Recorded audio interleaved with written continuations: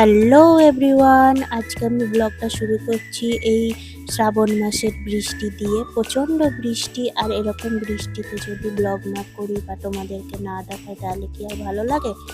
তো আমরা কালকে বেরিয়ে পড়েছিলাম কলকাতাতে একটা কাজের জন্যই গিয়েছি, কিন্তু কি কাজের জন্য সেটা আস্তে আস্তে বলছি।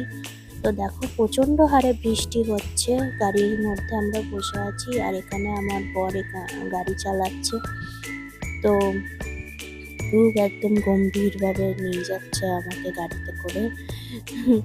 তো এখন আমরা এটা কল্যাণী হাইওয়েতে উঠবো। তো দেখো আমরা কল্যাণী হাইওয়েতে উঠে গেছি। এই কল্যাণী হাইওয়েটা খুব সুন্দর করেছে, খুবই সুন্দর। আর আগে যখন এই হাইওয়েটা ছিল না তখন এই রাস্তাটা একটু ভাঙাচোরাই ছিল। এটা রিসেন্ট করে এইটা উদ্বোধন হয়েছে। আর খুব তাড়াতাড়িও হয়, যেহেতু আমরা নর্থের দিকে যাচ্ছি, মানে এয়ারপোর্ট দিয়ে যাব আমরা। তো এই রাস্তাটাই আমাদের কাছে সোজা বলে মনে হয়, কারণ ডানকুনি ঘুরে গেলে অনেকটা ঘুরে যেতে হতো।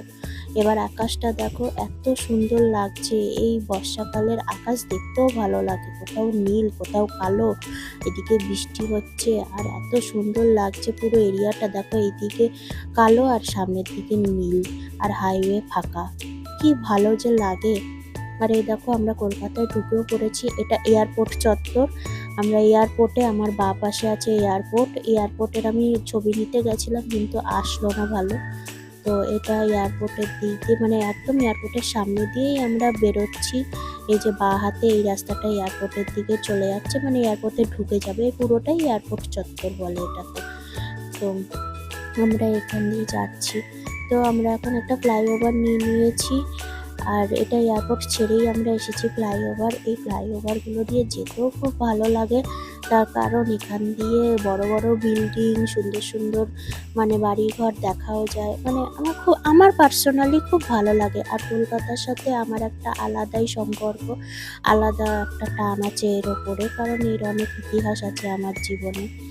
তো জানি তোমাদের কাছে কলকাতাটা খুব একটা নতুন শহর না, অনেকেই আছো যারা ডেলি এখান দিয়ে যাতায়াত করো, কিন্তু আমি তো ডেলি আসি না। আমাকে যখনই আসি তখনই নতুনভাবে এক্সপ্লোর করি এই কলকাতাটাকে।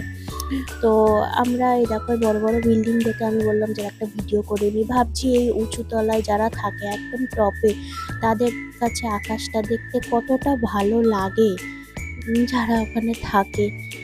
আর আমি আজকে গেছিলাম অ্যাপোলো মাল্টিস্পেশালিটি হসপিটালে। তো সেখানে আমার একটা ডাক্তারের অ্যাপয়েন্টমেন্ট ছিল, তার জন্য আমি সেখানে যাচ্ছি।